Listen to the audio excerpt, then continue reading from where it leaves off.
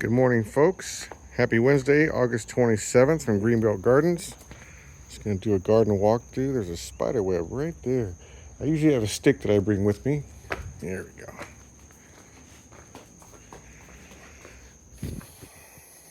You never know when you're going to walk through a spider web.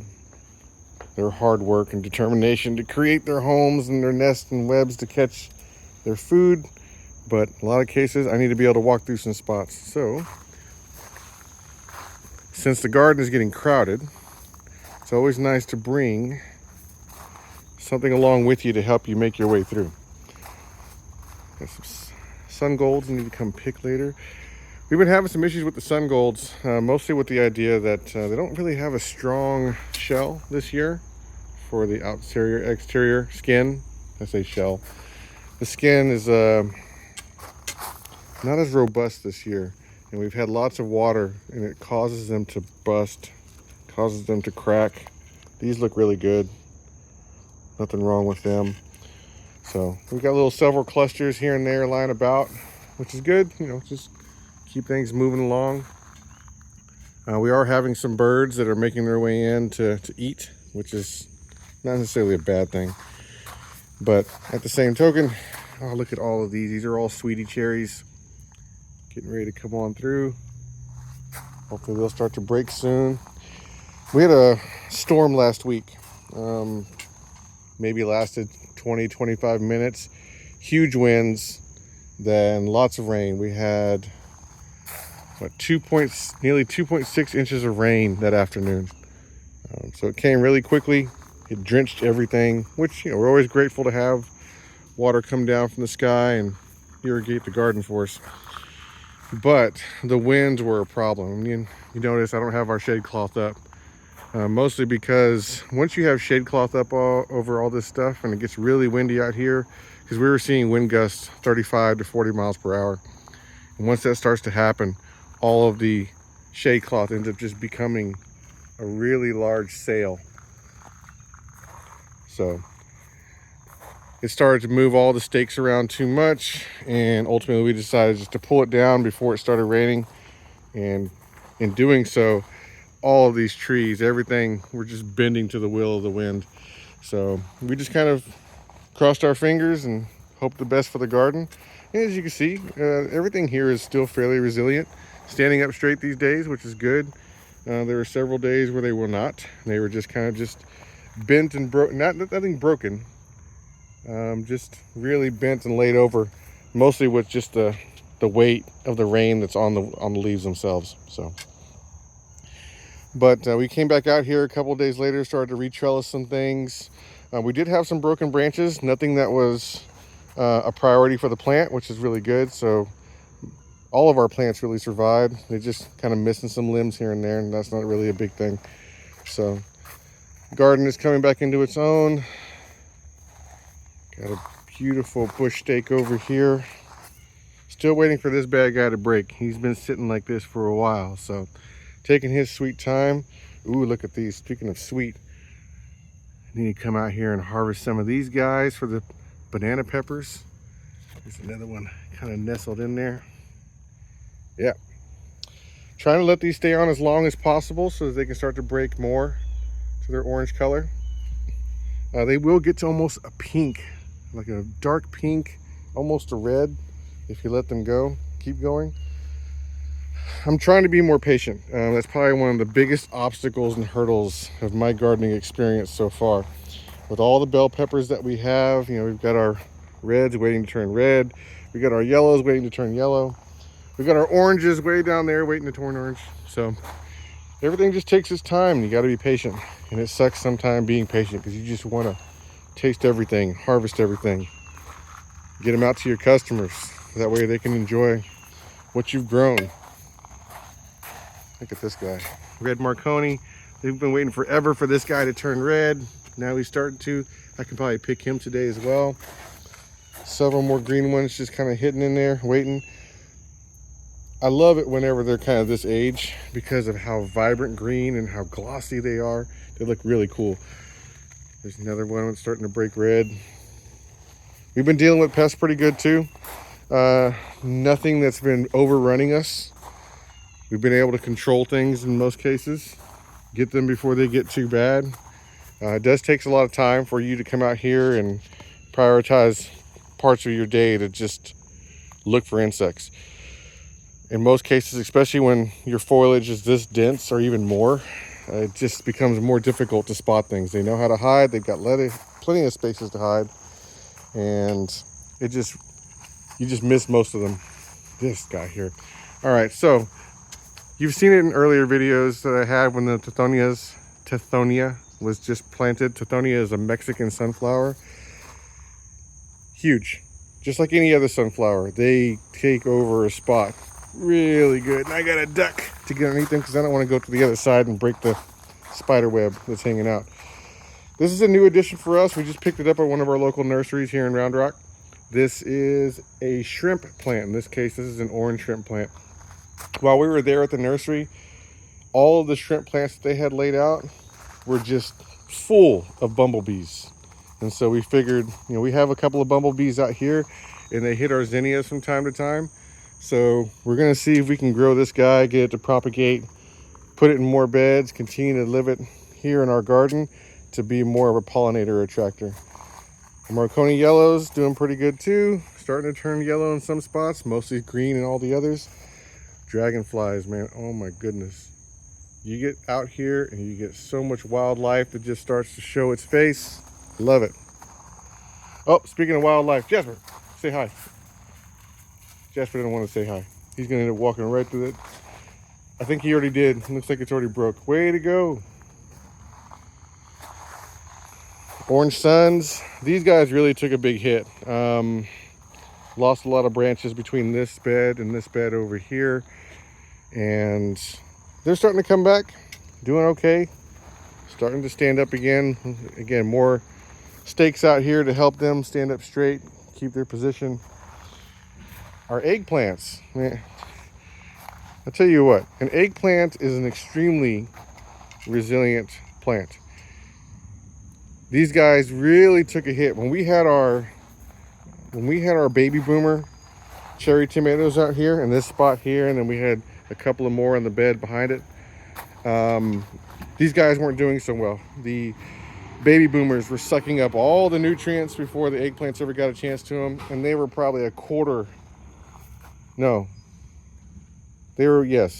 they were probably at least a foot in height around that time period. Maybe these were a little bigger, but these guys were definitely suffering because of that big tomato plant. But now that it's out and gone, here we are. We got lots of beautiful flowers. These turn into little globes. I know there's a name for them, and I'm a horrible person for always forgetting to look it up. But let's see here. There's one that's right about there. Yep. They're little pearls, more or less. I mean, I say little, they're pretty big. But whenever you cook them, it tastes like mushrooms. If you like mushrooms, if that's your thing. I'm not really a big fan of eating eggplant altogether, but they do make for a food source for you. This guy is gonna get big. Hopefully we can get him to be about maybe palm size. Starts out small, just like everything else. But yeah, we had a really hard fought battle trying to get these guys up. Between snails, between slugs, between hornworms, they have been just a constant battleground. You can see the leaves. The leaves are just tattered and beaten and eaten, but they continue to generate more leaves now that they can get more resources from the ground, from the soil that we keep fertilizing over and over and over. So starting to make their mark, starting to put in a good footprint. That means more eggplants, things to eat.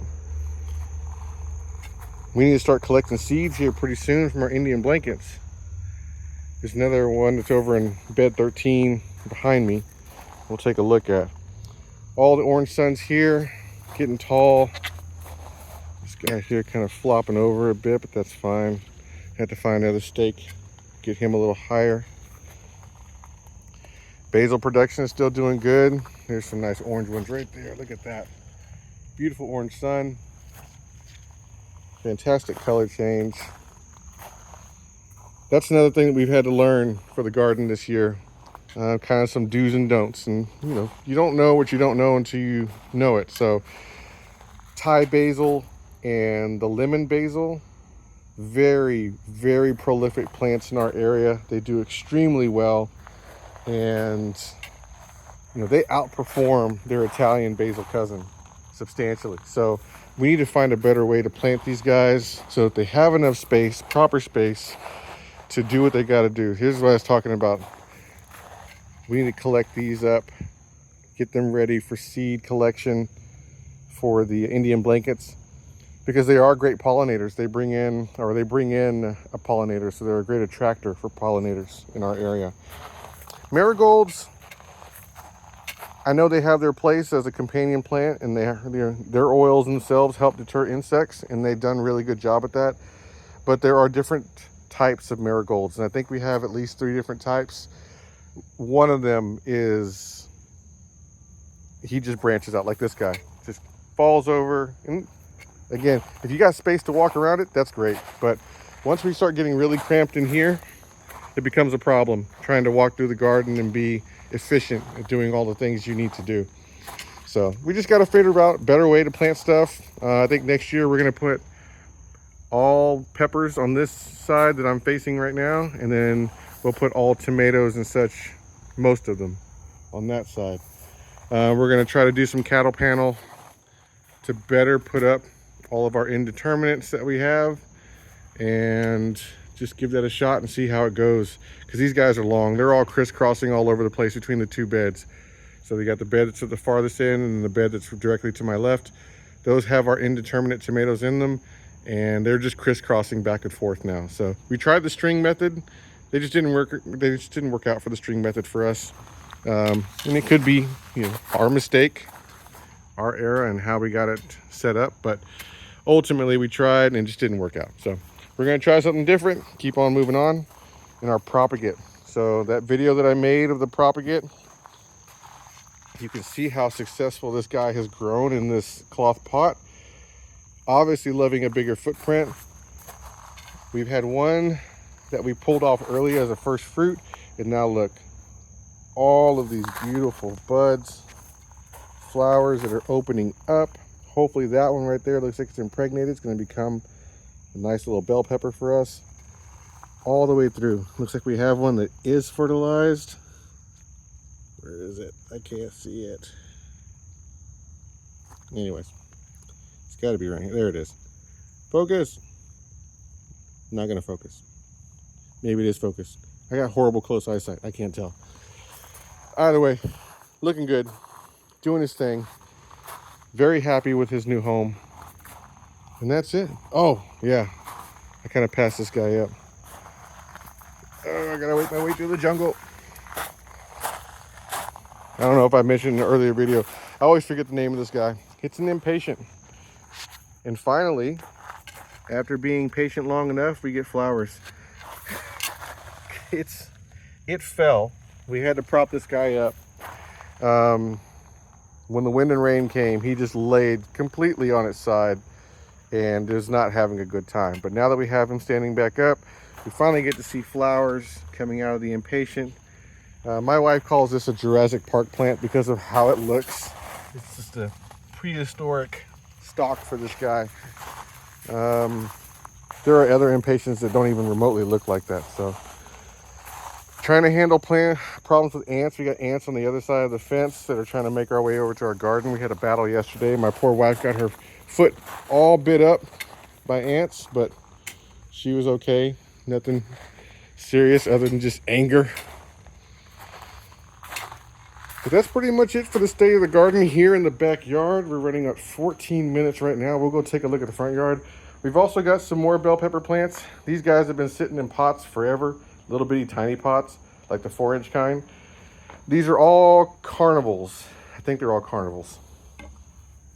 And I think I said it in a previous video, that snake plant that we had growing had so many little babies that we had to separate them into new plants.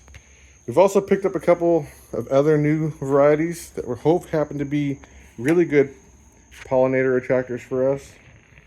Some of these are native to Texas, which is good for us. That means there should be drought hardy, because even though we've had a very wet summer, this is not typical for us. So our lemon trees have been suffering, although this one is getting some really good growth. And mostly this is because of pests, right? We've had pests just tear these guys up. And so we had them in their original pots. My wife potted them up into these 7-gallon cloth pots yesterday, so we can see about giving them a better chance. And most of it's just due to neglect, right? We get all busy doing these things. We're out here until the sun starts to really beat down on us around maybe 11 noon time, and then that's it, right? That's all you can take. You just got to get inside. Speaking of get inside, let's go inside. All right, now we're inside. Gonna take a look at the things that we have growing. Our fall seedlings have really finally started to take off. After we got them out of the shop lights and moved them under dedicated grow lights, and I'm sorry if there's a weird refresh bar popping up, it's just because of the way the color of the light and the different wavelength. But all of our dwarf determinants getting grown, very bushy, they look fantastic. And then all of our indeterminates, or maybe some slightly different types of determinants that are growing up here. So very well progressing. I'm going to be starting to put these outside to get them to harden off, especially these guys. These guys all need to harden off. The majority of these are going to be indoors here. And this is our indoor plant food that we use, that we've been using. There's the ratio that we've been using it at. I would say on a good day when these guys are really hungry, especially now that they're this big, they suck through water really fast in these. So we need to start making some changes for these guys to move them into a bigger set.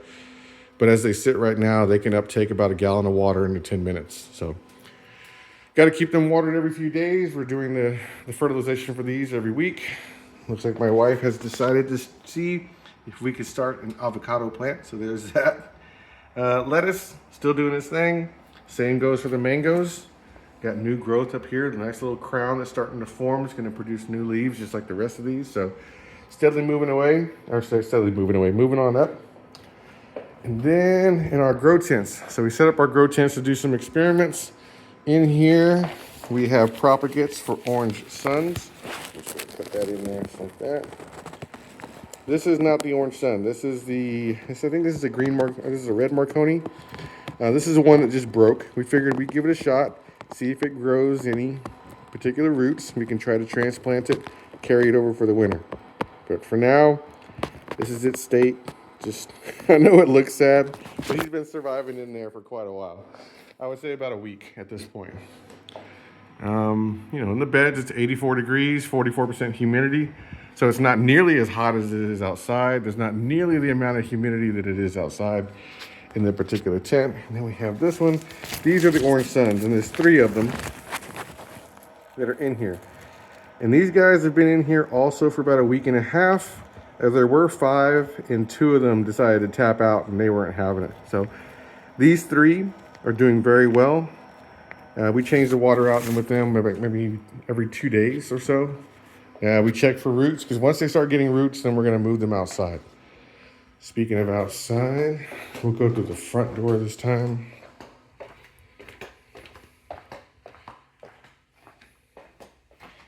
Yay. A lot of cloud cover this morning. No bright sun beating us down. All right, so we've moved our hot peppers. We moved them over here back into this particular part of the house. They still get a decent amount of sun, but we need to kind of protect them off for a bit. They were being eaten up by a tomato hornworm. This poblano is the one that took the brunt of it. I mean, you can see how much was eaten off of it. Really had a good time eating this plant. And then we caught him because he was being super greedy. Instead of hiding when the sun came up, he was on our shishito plant and he was trying to make his way up on one of the branches. So big, huge. He was probably 4.5 inches in length and at least, the width of my thumb. So a good 3/4 of an inch for that guy. He was ready to start making himself into a hawk moth. That's what they turn into. But nonetheless, even though this guy was eaten up, you can obviously tell he's got brand new growth that's coming in. And now that there's no longer something kind of chewing down on him, we won't have a problem. Same thing with this guy. So this is our cayenne, and we have two different types of cayennes that are here. Well, let me rephrase that. All of the seeds came into the same pouch, but we have one plant that's dedicated to red, and we have another plant that's dedicated to yellow. So the yellow one had an issue because there was a spider. We had an orb weaver living and keeping its home here. It already has laid its egg sac and has moved on, so we didn't want to disturb it. But because of that, this yellow cayenne really took a hit. It's amazing how much the spider actually uses the plant's resources to do its living. So it's suckling on leaves to get the moisture out of the plant, and that could introduce bacteria, things to make the plant sick, viruses, all this kind of stuff. So now that the orb weaver has moved on, we have pulled these guys over here. We're going to let them kind of nursery themselves. We're going to keep a closer eye on them, and to get them back into prominence and producing for us. And as it stands right now, there's plenty of flowers, plenty of buds. This is the shishito again. Here's some that are just now emerging out. So hopefully we can get these guys back to doing some great production. Same thing with the cayennes. Lots of flowers, lots of buds. Just needs to give them some more time to recuperate and get back to form. But that's pretty much it. We moved some of those guys from the backyard to here too. They were getting beat up just constantly by the sun. This spot doesn't actually get a whole lot of sun. Actually, it doesn't get any sun at all as far as direct sunlight. It just gets indirect sunlight. And because these walls are over here, you get white. They reflect sun pretty good too. So it's a good, still fairly sunny spot. Just this area here where these guys, this is where the direct sun typically hits once the sun comes over the roof. And it's here for about 6 hours until it crosses over and hits the top of the angle of the roof here, and then we start casting shade. So not much different from them from when they were sitting in the front of the house. They stopped receiving direct sunlight somewhere around 3 o'clock. And then they were just shaded for the rest of the hot evenings. So we got rain coming up in the forecast. We've got still plenty of sunshine until then. Obviously now today we've got clouds that are just kind of inundating the airspace at the moment. But that's good too. Gives our plants a little bit of a break from dealing with direct sun. And last couple of days, the direct sun temperature was over 130 degrees. So that's pretty much it from Greenbelt Gardens on this fantastic Wednesday. Getting closer to the end of August, getting closer to our fall crop planting that we're going to be doing in September. So thank you all for joining us, and we'll see you next time. Bye.